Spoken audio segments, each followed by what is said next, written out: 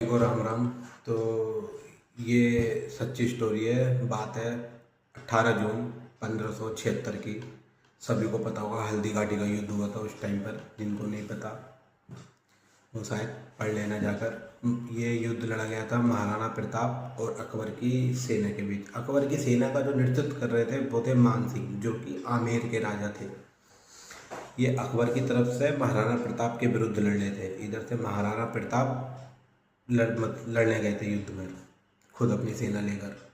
और शायद महाराणा प्रताप की जो सेना थी वो मात्र 20,000 थी और उनकी 1 लाख थी।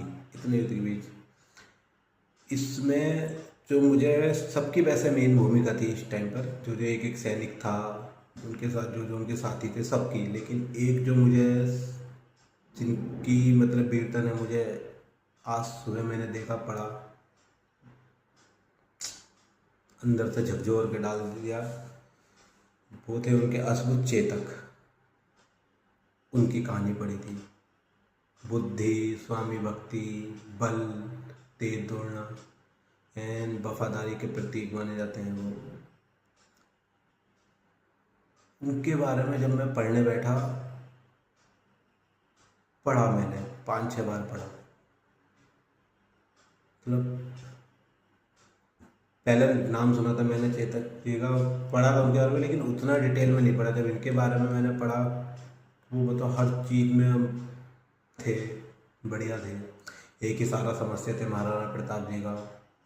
मान सिंह को मारने के लिए जब गए थे, वो उनके हाथी पर पैर रख कर जब ऊपर गए थे, उस टाइम पर चेतक की एक टांग कट गई थी, जो कि हाथी के सूंड पे एक तलवार बंधी रहती थी युद्ध में उस टाइम पर। उनसे उनका पैर चेतक महाराज का कट जाता है।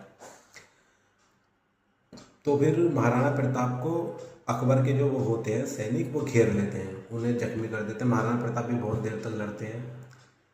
तो उनके एक साथी होते हैं जो उनसे बोलते हैं, उन्हीं के हाइट कद के थे महाराणा प्रताप के, बोलते हैं कि आप यहाँ से चले जाइए, आपको अब मतलब आपकी ज़रूरत है मेवाड़ को। भी मेवाड़ के राजा थे महाराणा प्रताप।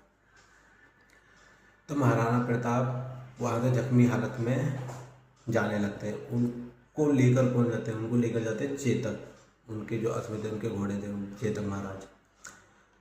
3 टांगों पर वो इतनी तेज दौड़ते हैं कि उनकी सेना के पकड़ में नहीं आते हैं। और उस टाइम पे जब वो दौड़ते थे, एक छोर से दूसरी छोर जाने के लिए करीबन 25 फीट की जगह थी, जिसको वो अपनी 3 टांगों पर कूदते हैं और वीर गति को प्राप्त होते हैं। कह दो तो पढ़ना आप लोग प्लीज़।